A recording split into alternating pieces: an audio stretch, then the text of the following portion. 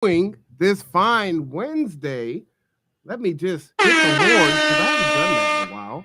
And today is a horn day. It is tipping points and puzzle pieces. You know what time it is. It is myself and the illustrious Mark Boatwright Frost, who is here on stage with us, not bringing him up from the back. He's already here, leading from the front. And that's how it goes. Can't wait to hear what we're going to talk about. Hopefully, we're going to recap Stone Soup because that was a wonderful event. But Mark, take it away. Well, actually, you're right. This is the after party. Oh, hey. And we're not laying around totally drunk and trying to recover from hangovers. Isn't that a great thing? Well, I mean, considering when it was, if you're still hungover, that's a hell of a party. Yeah, it was one hell of a party. Actually, it was a phenomenal night. It was a phenomenal night. And we were well attended on Sunday at the meet and greet with people who were asking questions and connecting. Um, but yeah, it was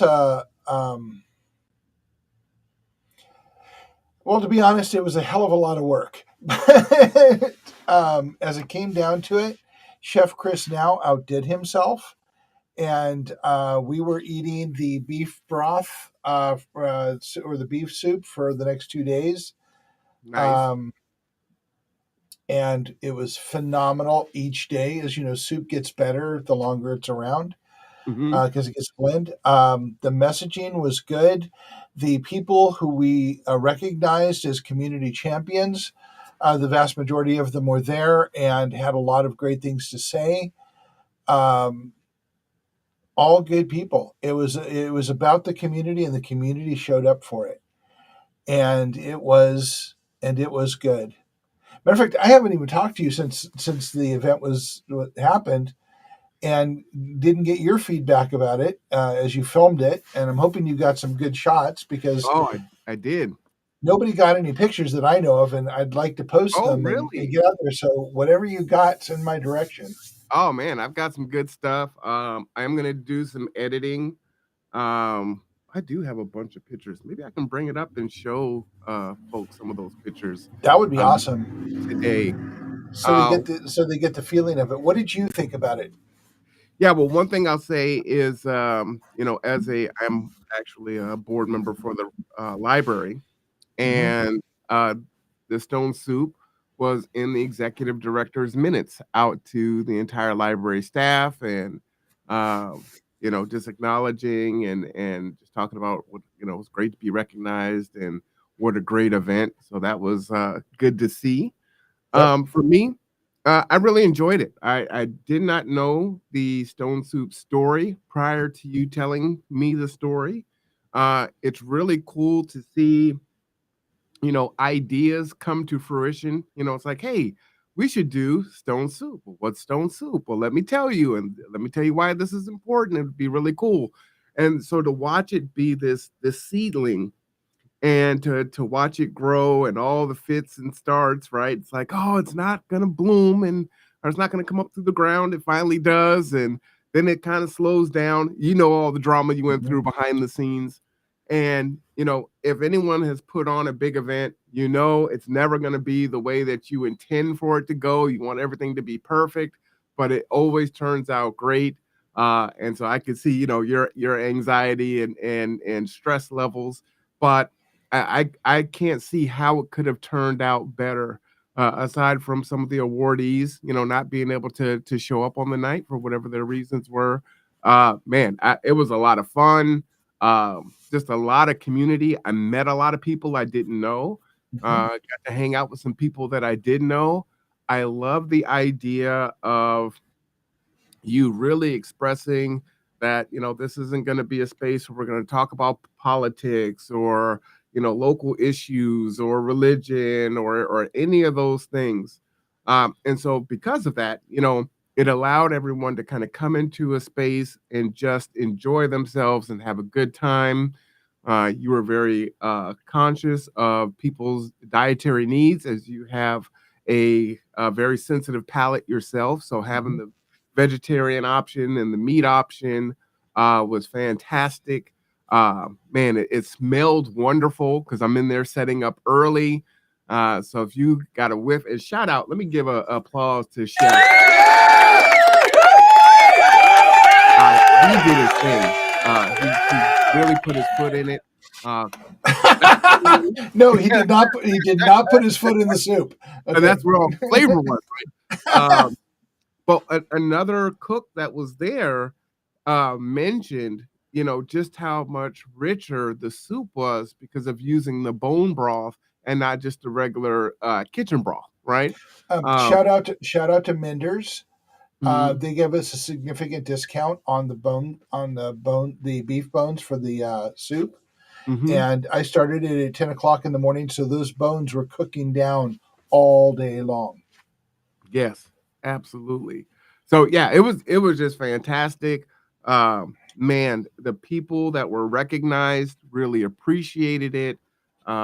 As you said in the event, and we didn't air it live. And what I would say is my hope is now that we're on the other side, and as you're hearing about it, for the next Stone Soup, because this sounds like this is going to be an annual thing. Yes, it is. You will come. And I really have to be careful on how much access I provide, in that I want to be able to give people the experience that truly can't make it, but I don't want to provide an experience for folks that are just like, man, I could just stay home and watch it on Facebook or YouTube, right? But like the point is to come out and fellowship. So that's why we didn't air it live. Yeah, and I just realized, okay, in a planning for an event like this, there's a lot of things that are happenstance in the timing of things because things are available and everything else, or things weren't available. We were thinking about doing this in January or at the end of the year. And actually, at the end of the year, it would have competed with a whole bunch of other things. In January, everyone's recovering from the holidays. But having it early February is important in a couple of other things. And we'll talk a little bit about that as we move on to the show. But the most important thing, it literally is the start of our outreach season because we will be at we just got a table at the Silverdale Green Drinks annual nonprofit showcase at the Kitsap Country Club Nice. on March 6th. We will be there for that. We are going to be at the South Sound Sustainability Festival for a fourth straight year on the 13th, I believe, of April for the Earth Day celebration that they do every year. We will have a table down there. And there are a lot of other things coming up that we will be engaging in as we move forward. So this is kind of the Stone Soup actually turned out to be the launch of what we're going to be doing going into the year. And a couple things that Marwan doesn't know about, even though he's president of our board, because quite honestly, it was a brainchild over the last few days. But if you had been at Stone Soup, you would have seen a table by Crystal Connolly talking about soil health and soil samples. You would have seen us talk about gardening and community gardens. It is our hope that we have a neighborhood garden in every neighborhood in Kitsap County at some point. We are building the resources to help make that happen. And food security and neighborhood gardening are really big on our agenda moving forward. We have a garden going on Matthew's house, which is very near where the Stone Soup was held. We have several other people that are lining up for gardens. We just started having a conversation with Marwan about using his greenhouse, and I don't think he has any idea to what extent those plants are growing. He's going to have a lot of stuff going on over there, and we will be tending his garden and making it more fruitful for his neighborhood. We have a lot of plans around that piece of it. We also plan to do a late March event around gardening, and we will have seed starts for people to come get. We will be bringing in farmers. We will be bringing in local gardeners. We want to have a celebration of growing because that's when you plant. And if you look at the agrarian calendar, we should be doing seeds right now. We should be planting those, putting the plants in the ground in late March. And then we're looking at an early May event to celebrate that and do a barbecue and clam bake type of event. Then we're working on the location for that now. Wow, that is chock full. You know what? I have never participated in a clam bake. What is that? Well, you know those two giant pots we had for the soup? Mm-hmm. So we're going to fill those with water. We're going to put them on burners, and we're going to put a lot of Old Bay seasoning in it, some garlic, probably some ginger for those who think a little more exotically. You throw clams and scallops and crab and lobster Oh, into there, and corn on the cob for those who can eat it.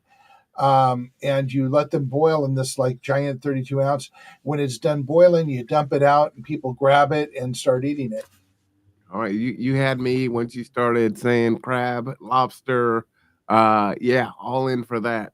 Yeah, I had no idea what that was. I actually thought a clam bake was like people are just sitting around eating a bunch of clams, like Well, steamed too. that's part of it, but in this case, we're going to go full New England style and do fish. We're probably going to grill some salmon, and for those of you who do not eat fish, we will have some burgers and dogs and such. Salmon is one of my favorites. Yeah. By the way, you're flashing on and off, Marwan. I don't know what's going on. It's camera two. That's why I'm on my side camera here. So Okay. I'll try to work on that here in a minute once you go on another filibuster. So anyway, we have my we have butter jelly sandwich here.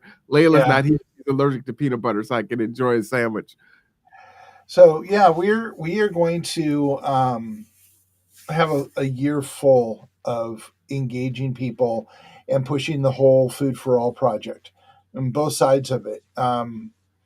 We hope to bring food security and local food production to the forefront of every conversation if we can. And the library was very interested in what we're doing. I'm hoping to have further conversations with them about maybe putting lists together for people who want to grow locally, what the appropriate things to grow are, to engage in what local food looks like, Hmm. and become a resource for people to go to find the information they need to be successful in growing gardens. We're hoping to bring more people who are gardeners on to be resources for other people. And I would tell you, they are chock full of resources. So, um, part of the me growing was working with Priya. Shout out to Priya, who's no longer Yeah. with the library, sharing that information. And then the library does their reading event every summer. And one of the awards was, a windowsill, what do they call them? It's not an atrium, It's a planter box, but windowsill yeah, planter it's a box. fancy name to grow herbs or whatever in Mhm. your windowsill in your kitchen. And it's like, okay, you know what? Yeah, you've got to get into this. You got to do it. You have no excuses, right? You're being hit from all different ways. The library, Roseco, and so I started my kale this year. Some of the stalks are still looking pretty good. I mean, most of them died because of the ice in the winter, and I just didn't take care of them. But I didn't lose the whole crop, and so I can't wait to hear what you have planned for the greenhouse, and Well, look we will to be helping you take care of it. I love it. Expanding it. Well, and the thing is I am tremendously busy. I did transplant the kale from the backyard to the front yard. Um, because it just wasn't going well, out of sight, out of mind. So literally, I come out of my front door. That increased the likelihood that it was going to get watered and whatnot. So, yeah, no, I'm excited. I can't wait to hear what the plans are. Yeah, we are going to be focusing on yours and Matthew's yard up front and the greenhouse because your greenhouse will be good for growing starters Hmm. and getting the plants to a state where we can grow them in your yard. We're going to add to your kale Ooh, and probably put some tomatoes out there.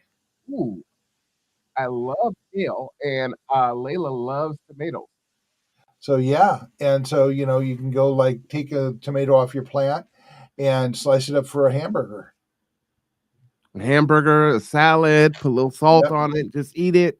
yep, salt and a little pepper. Yeah. A little pepper, okay.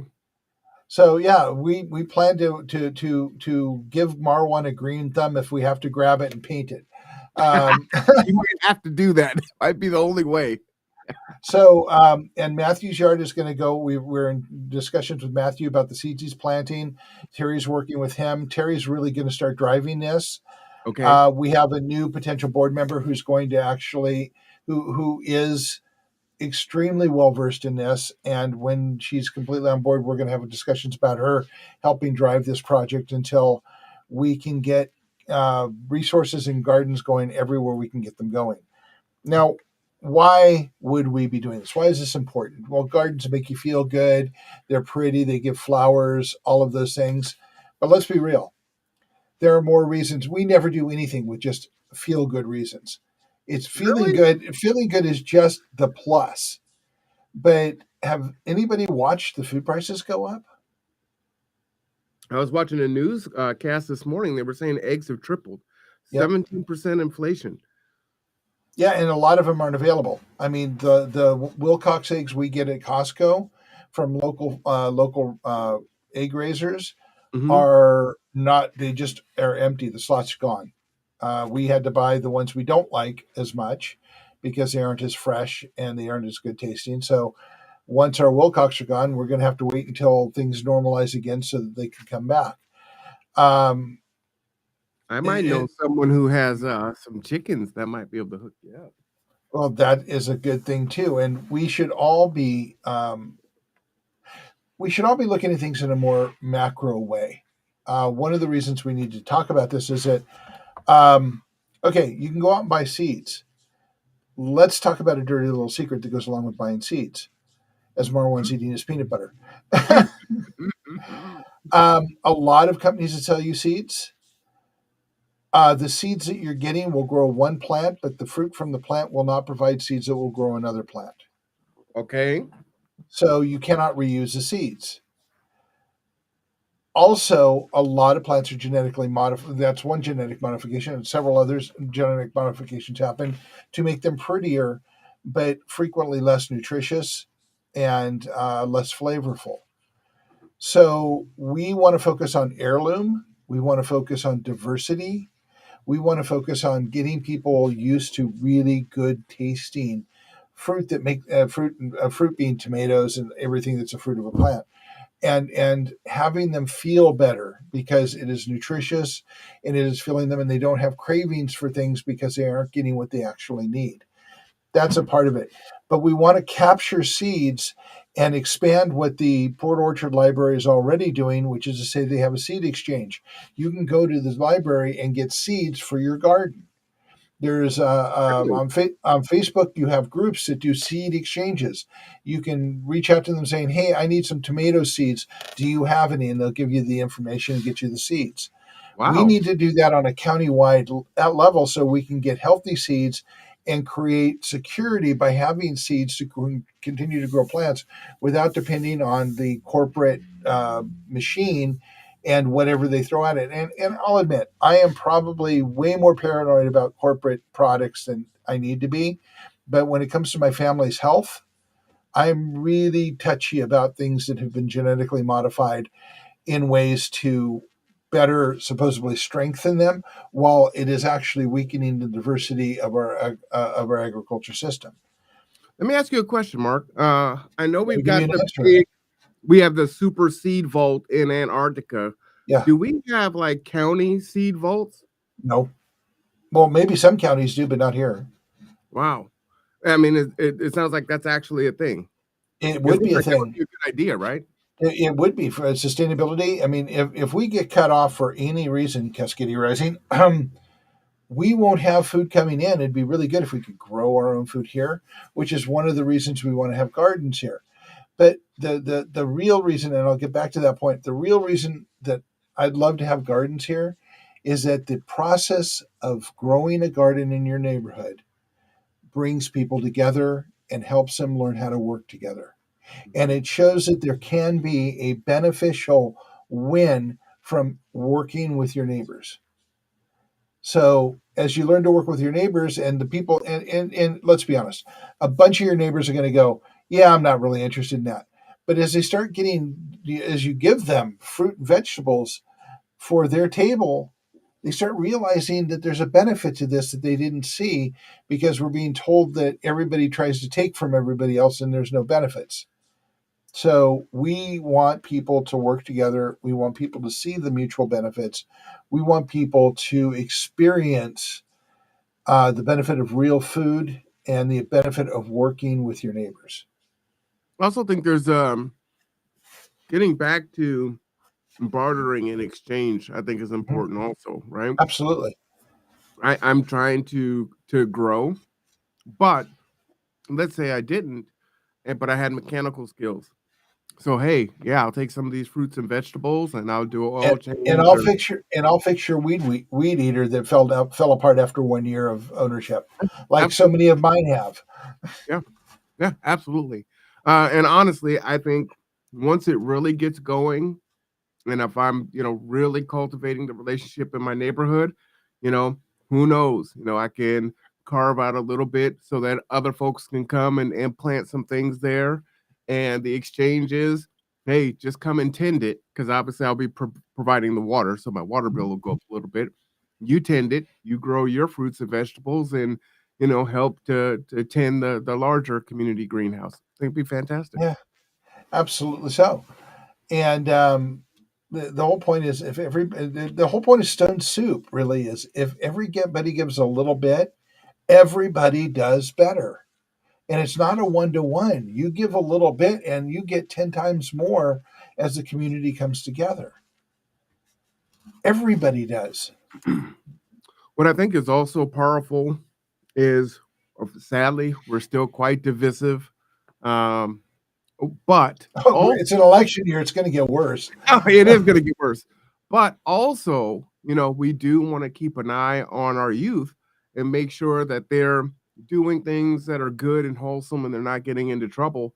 And that's a great thing to help them, to get them involved as you start and help them to cultivate it through the summertime.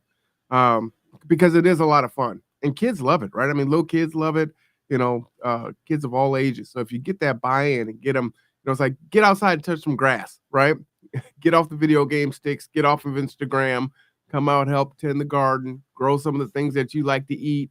These growing youth that eat like grown adults, you're gonna help, Yep. you know. And to be honest, I mean, I'd like to go back to a time where youth do not suspect anything when they pick a vegetable off of a bush. Mm. Back in the day when I was growing up, I mean, we had orchards around us, and I'd go grab an apple and eat it as I was going for a hike in the hills. Um, and not that I was stealing apples. The farmer knew that the kids would come by and grab apples. He had no real problem with it. Um, but when I was in Hawaii, one of my favorite memories of living in Hawaii for a year. And when I say living in Hawaii, I was couch surfing with locals for a year because a friend of mine was half Hawaiian, half Irish, and we went to Hawaii together. And it just ended up happening that we would be staying with relatives in Oahu and on Maui and hanging out. But one of my favorite memories is walking down the Seven Sacred Pools where they have guava trees that grow over the pools and grabbing a guava and eating a fresh guava on the way down the hiking trail. It was amazing.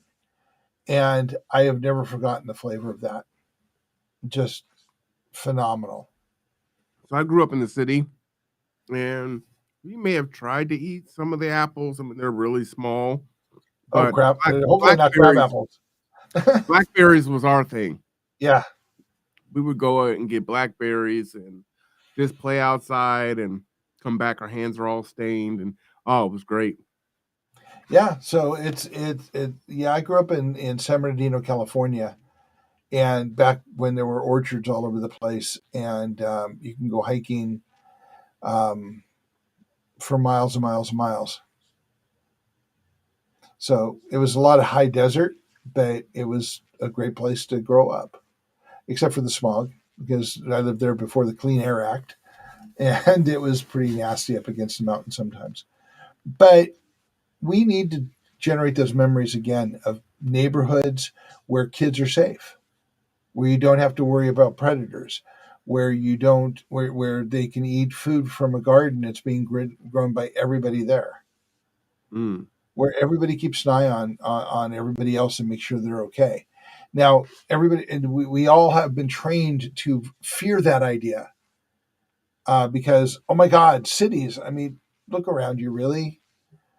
Um, Neighbors, oh my God, yeah, but people are people, and when you build relationships, you build links with them, and you create safety nets around you of people who will know if you've gotten sick and they haven't seen you for a few days, they'll go check on you.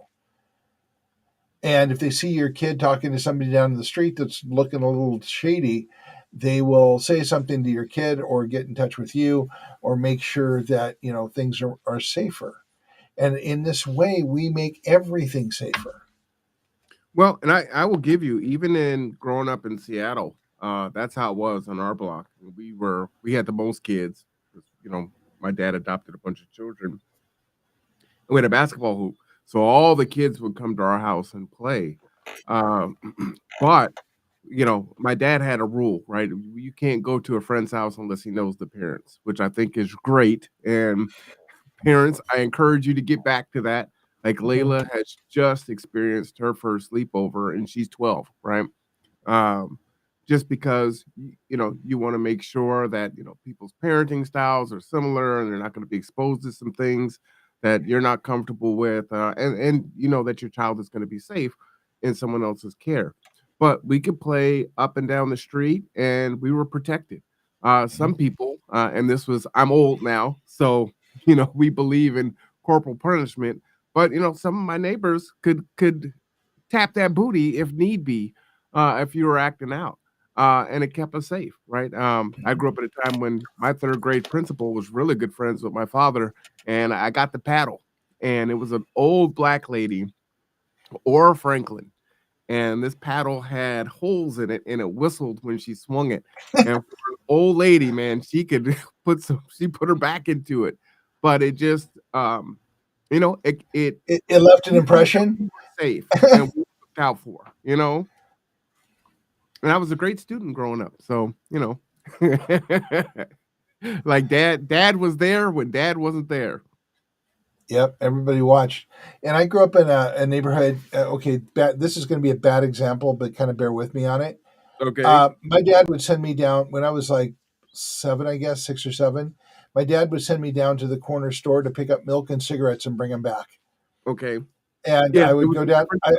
I, I would go down, and they would give them to me, and I would go back to the house and deliver them. And I know that, but you got to remember, for all of you people who do the oh my God, cigarettes and a kid council goes. This was the 1950s, okay? Oh, no, Mark, that still It's happens in bodegas all over New York. I'm sure there's spots all over the country where that still happens. and I just want the people who are like freaking out. Oh my God, a kid went and got cigarettes for his dad.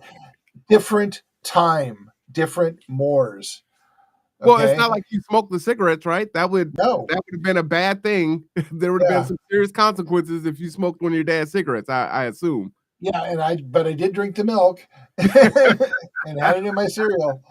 But yeah, the thing is that the storekeepers knew who I was, Mhm.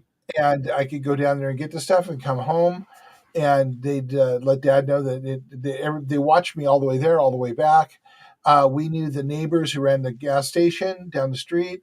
We knew the people who ran the Vince's Italian restaurant, and grandma, I can't remember her last name now, who cooked all the food in the restaurant. We knew everybody, the businesses. We knew the dentist. We were on the first name basis. Rather, didn't know the dentist, but we were on first name basis with the dentist, with everybody in the neighborhood. Watched out for each other, So you're and saying you sometimes didn't have a milk mustache and you're blowing rings at 13 years old? no, no, or even 9 when this was happening. At 9? Yeah, Hilarious. I might have had a candy cigarette or two, but I don't actually I've think I had candy even. cigarettes. Do they even sell those anymore? Some places have them. They have like antique, older style candy. There was a So place over crazy. here. There's a place over here. It's not there anymore, but it was over where Papa Murphy's was in the kind of Goodwill complex off to Hmm. the side that specialized in old candies, older style candies like the Boston baked bean candies Oh, one of and my faves. those licorice pipes and candy cigarettes and the blackjack gum and all of those things. They had all the old style candies. The only thing that seems to have disappeared over the years that they've morphed into something other, and we're going to talk about candy for a moment, I guess, is what I grew up loving. Is my favorite candy of all time is red vines. The red vines, What? the red vines they sell today are garbage compared to what they were like in the 60s and 70s. I And wasn't alive in the 60s, 70s, so I don't know. But red vines are my favorite. So yeah, they're okay today. But what I used to get back in the day, what I used to get when I was growing up was a far different thing than what it is today. First of all of the ones today are corn syrup based, mm. and they were not that way back in the 60s and 70s. They So do have some natural sugar ones that they were selling for a while. I don't see them very often, yeah, so or it probably was I don't think I see them anymore at all. Just the regular ones and sugar free. yeah, and it's like they don't really exist anymore. I mean, I'd like to get back. Okay, I'm going to have to divert here for just a moment and make a clear statement. Not everything in the past is better than it is today, but a lot of things were. Let's go down memory lane. Ooh, um, neighborhoods and neighbors were way better. Um, I never really thought about anybody being in my business, and dad, mom never did either. But we had people in our business. They were neighbors. They hung out with us. We barbecued with them. We knew what each other did. We built relationships, and we had a level of security in our neighborhood because of it. We don't do that anymore. And there's lots of reasons for it. If you come to one of the workshops, I'll probably talk about the steps that happen to make that occur. Um, and on all things, I think we can agree that quality has not improved over the years. Quality has decreased over the years, along with planned obsolescence. And I kind of jokingly told Marwan that, for my weed eater that I spent $149 on, that lasted one season, and then the next year the fuel lines had rotted through. Oh wow. So, and this is like I had a series of weed eaters I would buy, and I go to the small engine repair people, and they go, "Oh, it's not worth doing. Just go buy a new one." Hmm. I was talking to somebody yesterday morning, and he said the local farmer where he is had a rototiller that wasn't working. He was going to go buy a new one, so he gave it to this guy, and the guy fixed it overnight, and suddenly had a rototiller working. But planned obsolescence means that what you're buying isn't going to last very long, and we can take that down a line, but we will do that another time about where replacing something constantly that isn't working because it's designed to fail Hmm. takes resources and creates waste. I want you to just keep that in mind, and we will go back and hammer on that in another episode. Yeah, it's very frustrating. One, but two, we get socialized into it, right? And again, it's we the people. We have so much power, but we lean into it, and then we need the new iPhone every year or the new Samsung, and we just go. It's so Or bizarre. the new car every 3 years. Oh, And my now car, they're not. Yeah, they're not even lasting that long anymore. Um, my car is old, old. yeah, yeah. So the one of the things that going back to gardening and bringing people together and kind of talking about the stone soup, and I'll touch on the other pieces of it in a bit, but food has lost 50%. That's 50% of its nutritional value over the last 70 years. So the apple you got in the 1960s and 50s, 60s, and 70s is not the same apple as you have today. The apple you have today has less flavor. It has been modified to last on the shelf longer. It has been chemically altered in all kinds of ways to keep it, safe from pests and everything else. and it has less nutritional value by 50% or more than it did 70 years ago. So let me ask you, because you can go into Trader Joe's and you can go into really any grocery store Mhm. and you'll see, oh, organic, and some of that's even a lie. Um, for the products that are being earnest in their claims, are you getting that back, or is that pretty much across the board? And then my second question is, can we reverse that at all, or are we too far gone? No, we can reverse that by doing what I mean. That's why Crystal is pushing soil health so heavily, Mhm. is because you have to reestablish health in the soil. You need to move away from the chemical invasiveness of growing process. You need to, uh, you know, one of the reasons that food is becoming more scarce is that it's harder and harder to grow. The reason we don't have as much selection is it's harder and harder to grow because we are chemically altering the soil and force feeding the soil for one product growing in cycles in which it was never designed to do. That's not how the earth works. It's not how nature works. It's not how anything works. And if you don't think that food is natural, you're living on the wrong planet. Well, and I was Um, just about to ask you about that because it was probably a year and a half ago now where you were sharing with us about the metals in the greens out of California. mhm. Uh, and Yeah, it's the like, toxic levels of cadmium. Yes. yeah, it's like, so, how do we, it Well, almost that okay. can't So even grow in the ground. We have to grow there, in planters. well, you have to filter the water before you use it. But let's talk about the Central California dropping 5 meters because they've sucked all the water out of the aquifers. Wow. So, what we're talking about is a series of dominoes falling, a cascade of problems that we have created for ourselves over years. And I know you guys don't want to hear about that. Okay. Nobody wants to hear about things out of their control that is going to create catastrophe because you get hit with catastrophe every 5 seconds. But here's the good news: we can change it overnight. And it's not good news because I'm going to sell you something, because that's the way our system works, isn't it? I got good news for you. All you have to do is write 99.95, and I will send you all of the solutions world. No, Hey, that's not what we're talking about. We're talking I'm about your, one of those guys. You put new on it. yeah.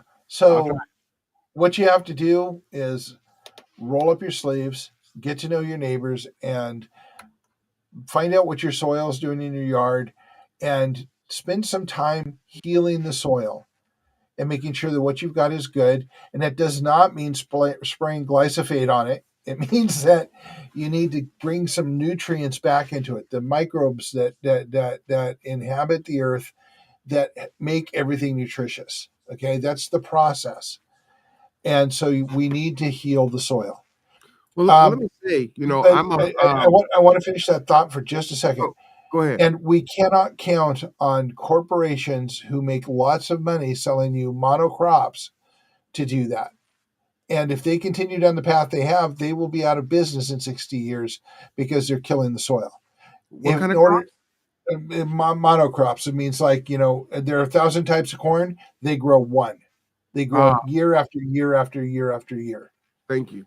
So you need diversity, you need soil health, you need things that they do not pay any attention to because it doesn't bring them in extra money. So growing locally and working together in neighborhoods and providing your own food and creating your own food as you grow, that is a way to move forward and to help heal the soil. Now, Oh, sorry, I didn't mean to interrupt you. no, no, no. I was jumping in on you. I just wanted to say, because you triggered me with something. You said, we can reverse it overnight. I don't know if I necessarily agree with that, but I did want to share from my perspective.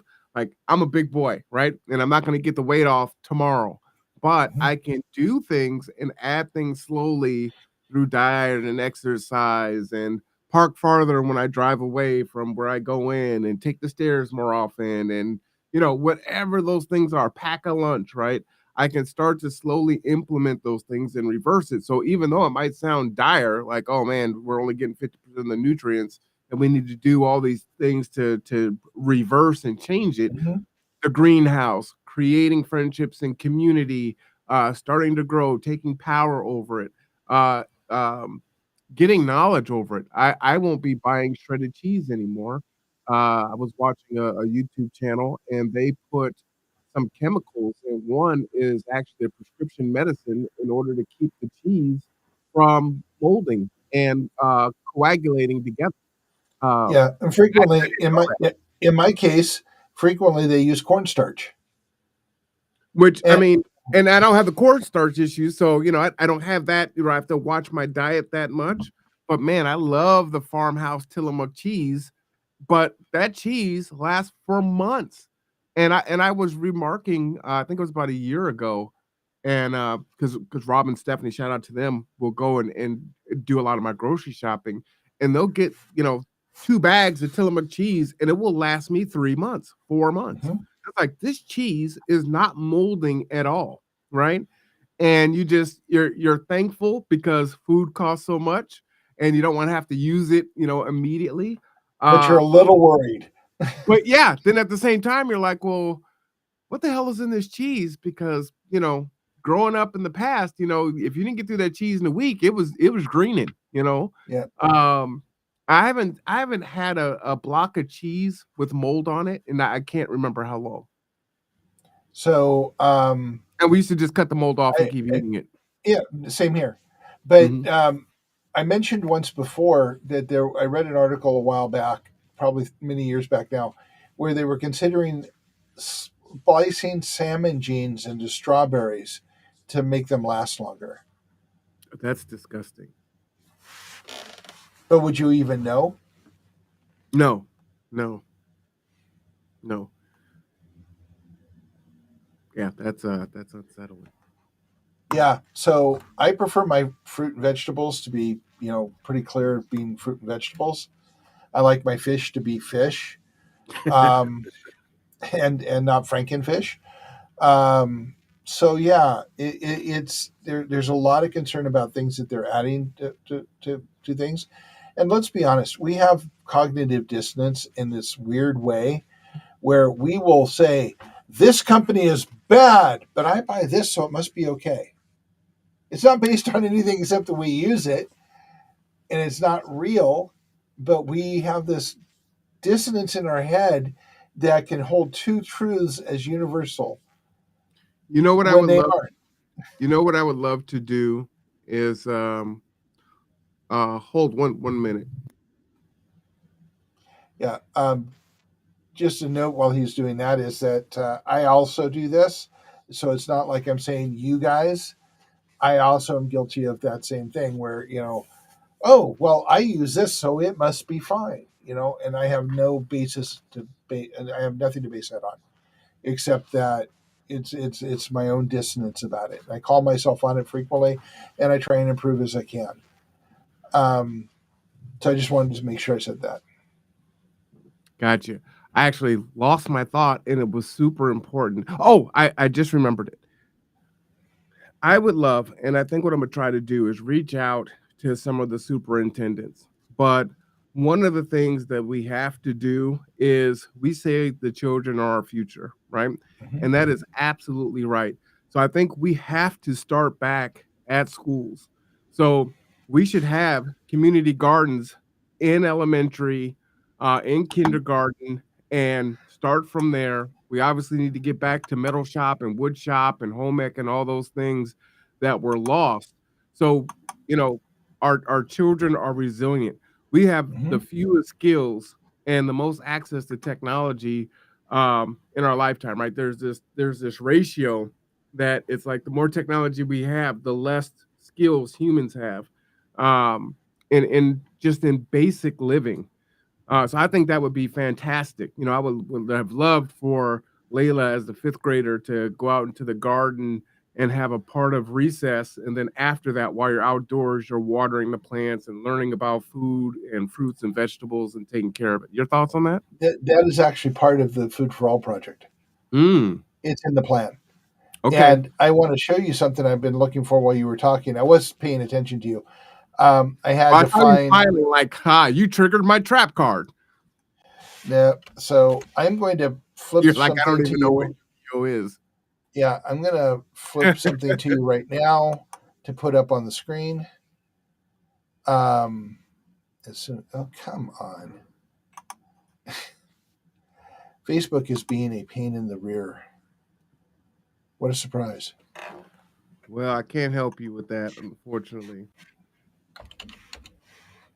I can send you nice There you thoughts. are. That's about the extent of it. Yeah, it's okay. Everything on Facebook right now is a little challenging. Okay, I am sending you a link I would like you to put up. I want to tell us a little story about it because it speaks exactly to what you just said. Okay. Oh, how come you didn't put it in the chat? Oh, I don't know. I guess I should have. Like you sent it to Messenger? Okay. All Sorry, right. here it isn't. It's fine. I'm pulling it up. This will take me an extra second, though. Yeah. Habit. I got And you. I had to go to Facebook to pull it. So. No worries. We are resilient, right? Yep. Bam.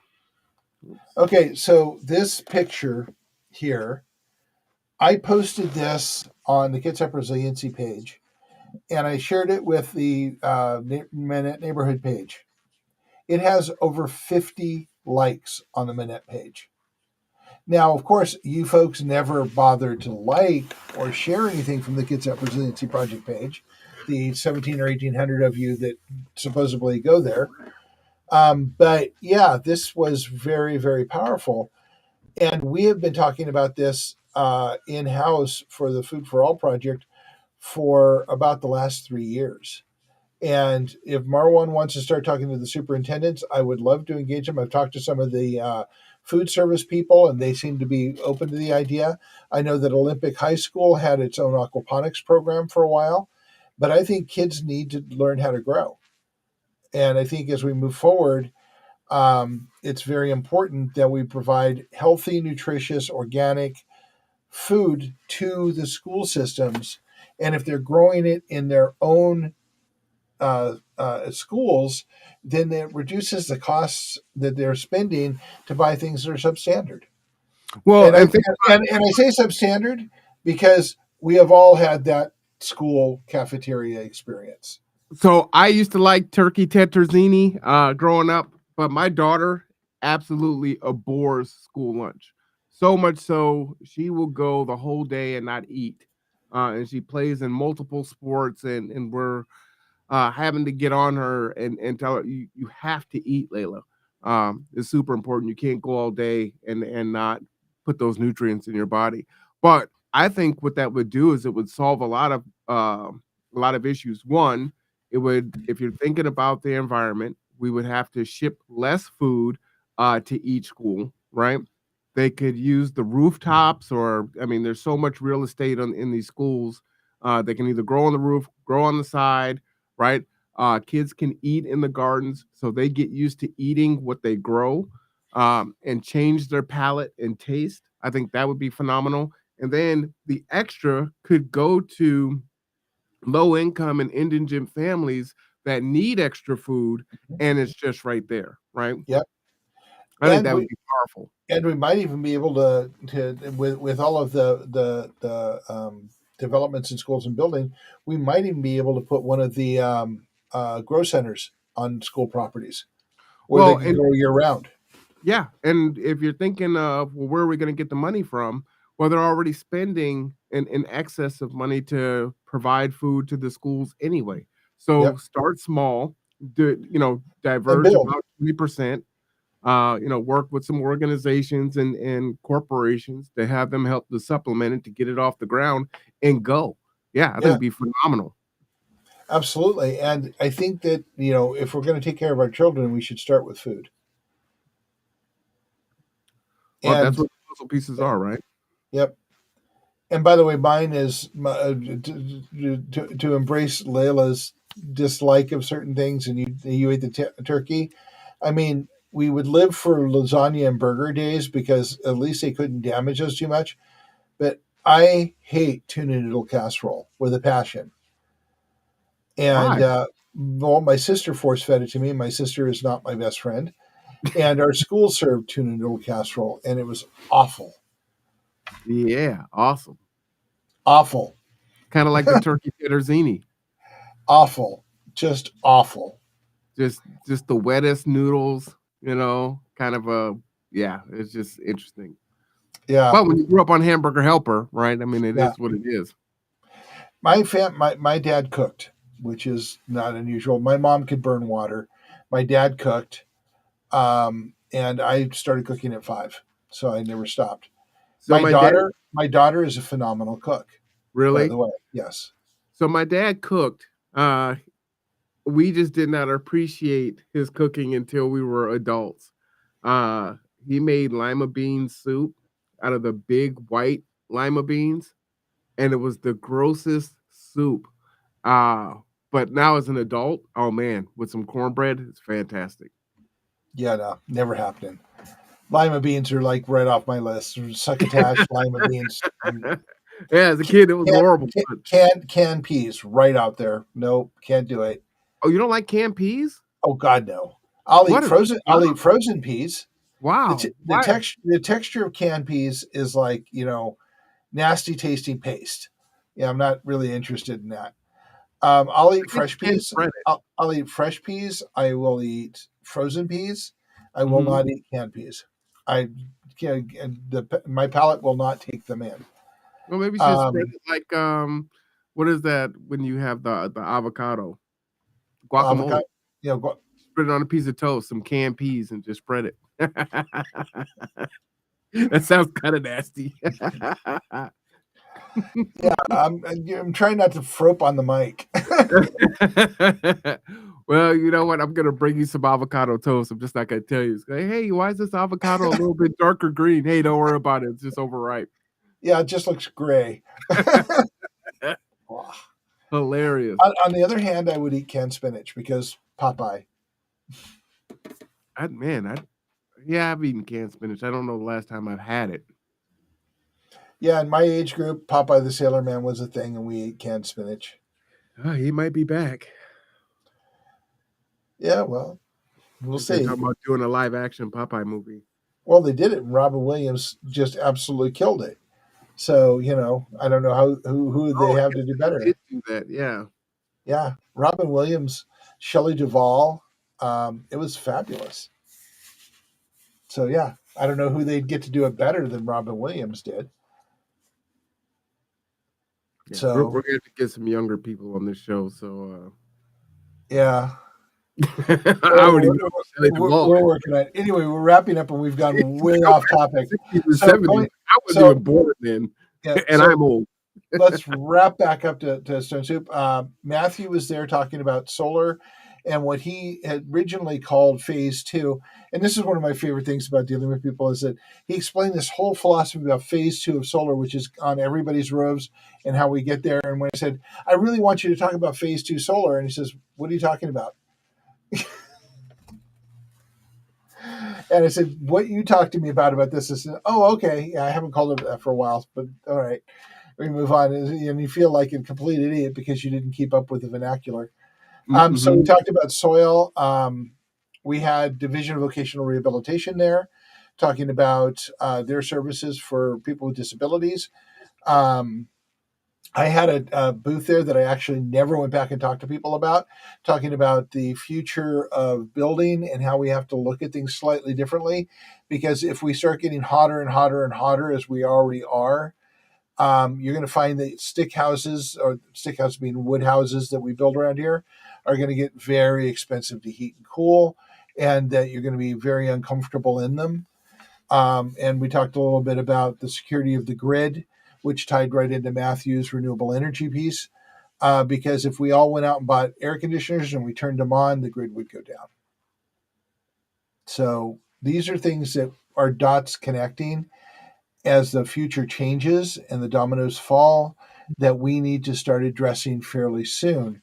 So as while we focus on the gardens and food security, because it's quite honestly the easiest and it brings people together, we have a lot of other things that we like to focus on that will make our lives better going into the future if we start pushing for those changes now. And that was the heart of Stone Soup. If everybody does a little bit, everybody wins. Well, why don't we share some pictures for the last 5 minutes? Okay, And I'll let's just do get it. your thoughts as I pop them on there. Okay. Okay, so I want to talk a little bit. Chef Chris now right here with the curly hair on the corner. Chris is phenomenal. You can throw ingredients at him, and he will make something amazing. And he did this once before for us. He's come out and slung burgers for us at a couple barbecues. He's phenomenal, and I love Chris to death. He's placed in several World Cooking Championships. He's just good people. Tom and Heather, who are there, they are the proprietors of Black Ring Spirits in Port Orchard in the Town Country Mall. And we had an entire team of people that just volunteered to jump into the kitchen and start working with Chris at the end of the evening or the end of the prep time and start serving people up. Just amazing show of community. We have Juniper there, and I'm not sure who the person right in front of us in center is. But we had a good group of people there. I got a chance to meet and talk to a lot of folks. Well, and I don't think I can show any other pictures because my pictures froze. Oh. Okay, that's why the little thing was spinning in the background. Yep. Okay, so to share, I'll send some to you to put up on the page, and I'll put some up also. But I got great shots of all the awardees. And then the whole event was recorded, so I need to shrink that down so you have a copy of it. Yeah, if you could for next week's show is up. We were going to be talking about, I can't remember what we're talking about right now, but why don't we spend 15 minutes of next week's show with a 15-minute video clip of the event? I will endeavor to try to make that happen. I can't give you an absolute promise on that, but I will try. Okay. So just some things of people moving around, maybe a little bit of the people getting awards and such. Yes. Okay. Yeah, my hope was to have that ready for today, and I just wasn't able to do it. Well, maybe another week out we'll be able to do that. The only picture I have of the event is somebody taking a picture of me eating. Oh, you know what? I have. I'll give a secret. I've got a picture of Mark dancing. Uh-oh. You're wondering when that was. Yeah. It's a great one. Oh God. Okay.